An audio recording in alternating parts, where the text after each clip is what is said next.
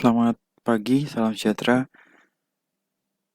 Untuk video kali ini saya akan eh, menyampaikan perhitungan konstruksi kapal kayu untuk konstruksi floor, terang kapal, dan konstruksi planking atau papan lambung. Setelah sebelumnya kita sudah membahas tentang lunas, tinggi haluan buritan, dan juga gading. Pada slide ini kita bisa melihat beberapa bentuk dari rang atau floor yang bisa kita gunakan. Yang paling bawah ini menggunakan metode laminasi untuk membuat floornya atau membuat rangnya. Jadi lapisan tipis papan dilem menjadi satu satuan membentuk dimensi rang yang kita butuhkan.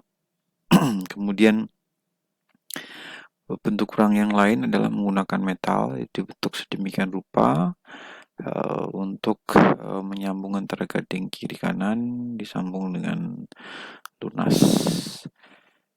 Kemudian bentuk yang ketiga ini perpaduan antara plank on edge dengan wings. Jadi ada bentuk rang yang menghubungkan antara gading kiri dan gading kanan. Kemudian ada juga penguatan penambahan wings di atas gading yang diikatkan ke gading terus ke papan lambung di sebelah sini. Kemudian bentuk yang lain ini yang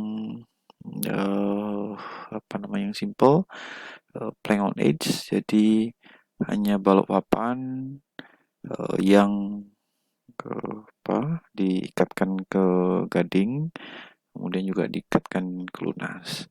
Dan yang terakhir, ground crook, ini hampir sama dengan yang plank on edge, hanya saja kalau kalian perhatikan serat kayu yang digunakan sebagai rangnya itu mengikuti kelengkungan lambung kapal pada posisi di mana rang itu diletakkan.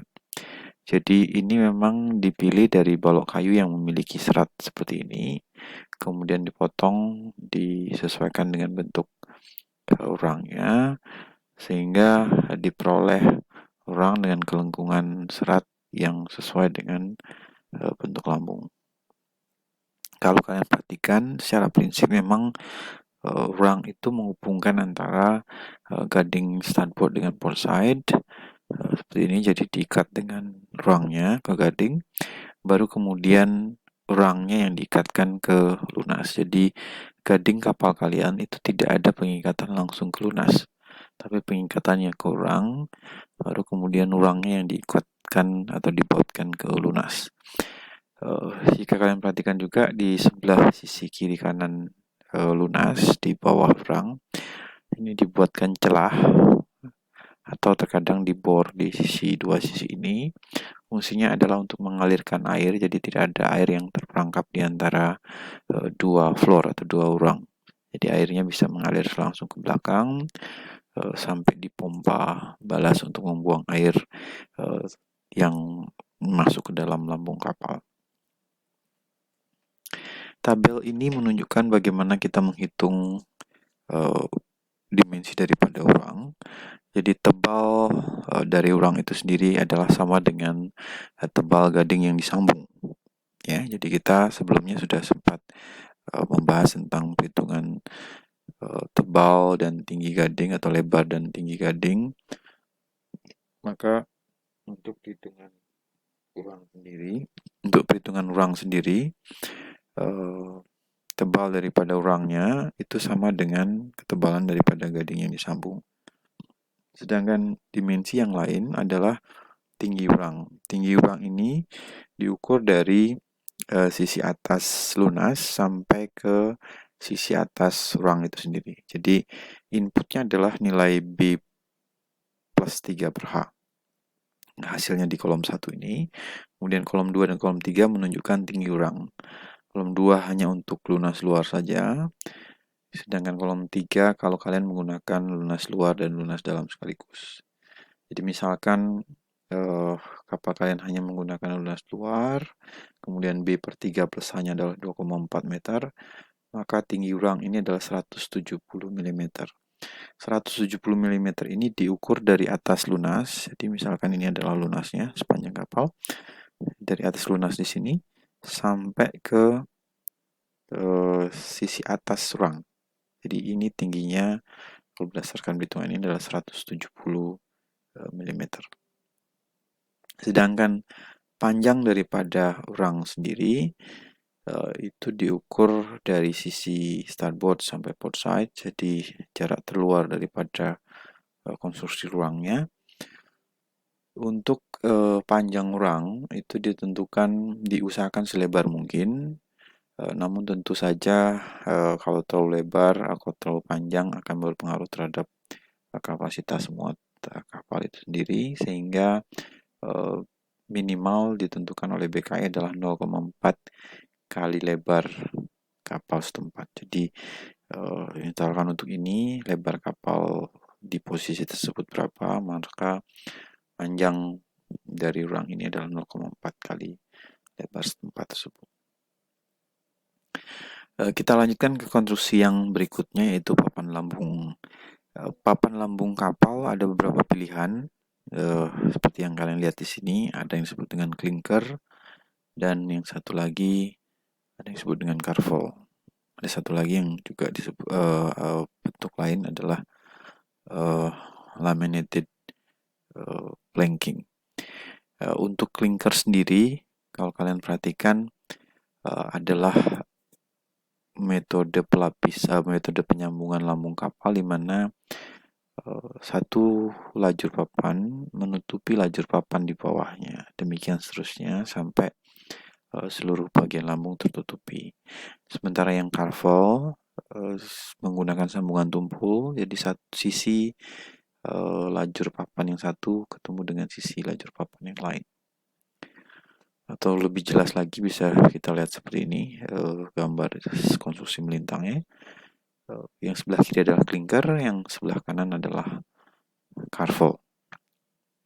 Metode clinker, metode overlap, jadi lapstrik antara satu lapis dengan lapis yang lain. Jadi nanti pengikatannya dari sini ditembus skru atau paku atau baut ke arah gading, ya. Jadi di setiap sambungan antar papan ini diikatkan ke arah gading. Sedangkan yang carvel, pengikatannya pada masing-masing gading, kemudian sambungannya adalah sambungan tumpul di daerah sini. Dari sisi proses pengerjaan memang clinker akan jauh lebih sulit dibandingkan dengan carvel, terutama bagaimana menjamin kekedapan pada sambungan ini. Hanya saja dari sisi keuntungan, ada beberapa keuntungan kalau kita menggunakan clinker. Di antaranya adalah secara kekuatan memanjang ini lebih bagus, karena kalau ini ketebalannya hanya satu ketebalan papan, sementara di sini hampir 2 kali tebal papan.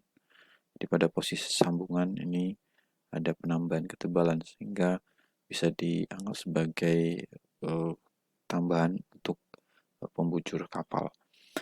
Di samping itu dari sisi stabilitas ini akan lebih baik, karena tonjolan-tonjolan dari papan lambung ini akan menambah hambatan kapal ketika kapal oleng. Jadi momen pengembalinya akan lebih baik dibandingkan dengan carvel. Oke, ini bentuk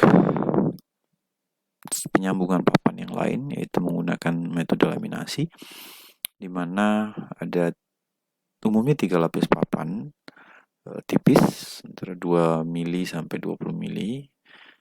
Diusahakan setipis mungkin supaya gampang untuk dilengkungkan. Di lapisan pertama umumnya memanjang kapal, kemudian lapisan kedua diagonal, lapisan ketiga diagonal pada arah berlawanan. Sepenuhnya menggunakan glue, menggunakan pengeleman. Jadi lapisan satu dilapisi papan lem, kemudian ditumpuk dengan lapisan kedua dan seterusnya. Dari sisi kekedapan dengan metode ini memang lebih baik dibandingkan dengan metode yang lain, carvel ataupun yang clinker. Hanya saja proses pengerjaan dan biaya produksinya akan jauh lebih mahal. Ini adalah perhitungan konstruksi papan lambung. Jadi tabel 6B2 ini dengan input L kali B per 13H, kita bisa menentukan tebal dan lebar dari papan lambung. Jadi LB per 13H, kemudian dimensi lambungnya bisa kalian lihat di kolom 4, 5, dan 6. Kolom 4 ini menunjukkan tebal dari papan lambung pada sisi side cell dan bottom. Sementara untuk yang lajur atau kolom nomor 6 ini menunjukkan tebal khusus pada dua lajur papan, yaitu lajur sisi atas atau shear streak dan lajur lunas atau garboard. Jadi BKI memang mensyaratkan untuk dua lajur papan ini, yaitu shear streak dan garboard, harus dibuat dari papan yang lebih tebal dengan pertimbangan kekuatan memanjang kapal. Jadi kalau kalian perhatikan, untuk LB per 13H, untuk tebal papan selain lajur sisi atas dan juga lajur lunas adalah 28 mili. Sedangkan untuk shear streak dan garboard tebalnya 35 mili, ada selisih sekitar 7 milian ketebalan. Sedangkan untuk lebarnya sendiri, untuk harga nilai LB per 13 adalah 35, lebar yang bisa digunakan adalah 380 mili, lebar papan, lebar satu lajur papan. Untuk papan-papan yang lain di luar lajur sisi atas dan lajur lunas, kalian bisa menggunakan lebar yang sama atau lebar yang lebih kecil, tergantung posisinya. Karena kalau pada kelengkungan ekstrim, cenderung papan yang digunakan lebarnya lebih kecil supaya mempermudah pembentukan lambung kapalnya. BKI juga mensyaratkan bahwa perhitungan pada tabel ini adalah untuk nilai L per H kapal adalah sama dengan atau kurang dari 8. Jadi untuk harga atau nilai L per H lebih dari 8, kalian bisa menggunakan tabel yang sama dengan yang digunakan untuk lunas.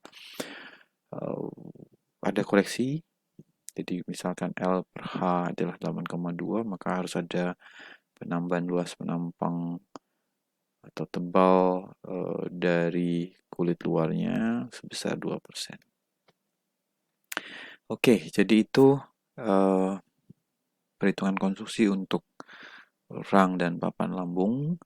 Untuk konstruksi-konstruksi yang lain seperti balok geladak dan juga papan geladak, kalian bisa pelajari lebih lanjut di modul ajar yang sudah saya sampaikan di Google Classroom, atau bisa menggunakan BKI kapal kayu tahun 96. Demikian, terima kasih. Kita akan ketemu di video-video yang lain. Terima kasih, selamat pagi.